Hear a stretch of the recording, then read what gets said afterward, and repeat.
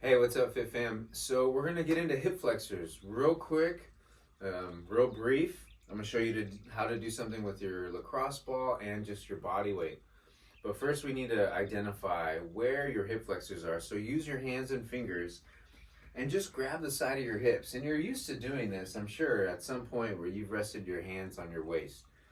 And your four fingers, right, that are to the front. You feel them kind of bracing and touching that soft tissue there. That's the general area that we're going for. Right there, where those fingers are, right here.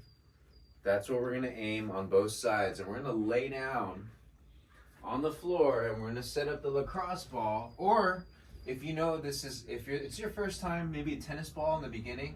But if you have a high tolerance for pain, then maybe you can get into the lacrosse ball.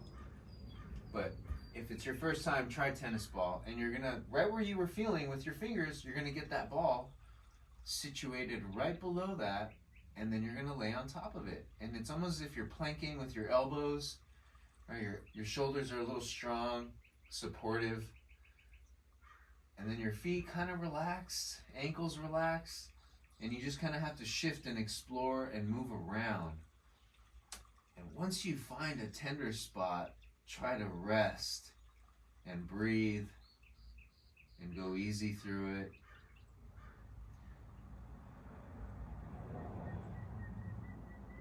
And sometimes you might feel that pain travel and divert and go to another location. And then it'll kind of just dissipate and go away. And so that's a good thing. You get a little release. And then go to the other side. Same thing, other side, on the left hip, and one side may or may not be painful. One side may be a little more tender than the other. You know, it's everyone's different. Whatever works. But hopefully you're in there, you're able to find a spot again where we had our fingers earlier on our waist, on our hips. And you begin there, and then you kind of shift and explore. And so we're just trying to loosen up those hip flexors so that we can get a greater range of motion now for our next stretch, which we're going to get into right now. So one leg forward and one leg back. I'll show you the standing version next if you have trouble being on your knees. But from here, that foot is way out in front of you, and then it's leading in front of the knee. So the ankle's a little bit in front of the knee, the shin is angled slightly, and then you're going to allow your whole body to just shift down and forward. And you should feel a pretty big pull through your hips, your quads. And it's almost as if the knee, it should appear like the knee is higher than my waist, my hips, but my shin is almost vertical. So you're supported with that front leg.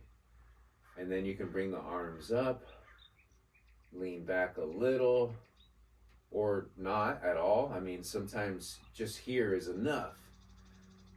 And you get that stretch there. Now, if you want to do the standing version, you're on your feet. And now the back leg is straight, toes are down, heel is up, and you're essentially doing the same thing.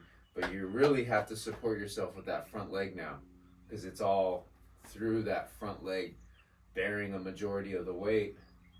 And then from here you can lean back a little or not at all, and you feel that big stretch there. And then the same thing other side. So whether you're on your feet or on the knee and one foot is grounded, totally up to you, personal preference depending on your situation and where you're at. But again, now you should feel that stretch. And then down. Remember, if you're down and you're on that back knee, make sure that front foot is a little bit out in front of the knee, that top knee, and the shin should be a little perpendicular, maybe angled slightly. That knee should be a little bit below your pelvis.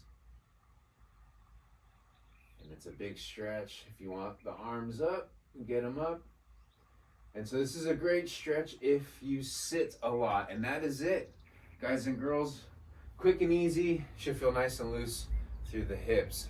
Real big relief and pressure through the thighs and hips, the pelvis. All right, You know the drill.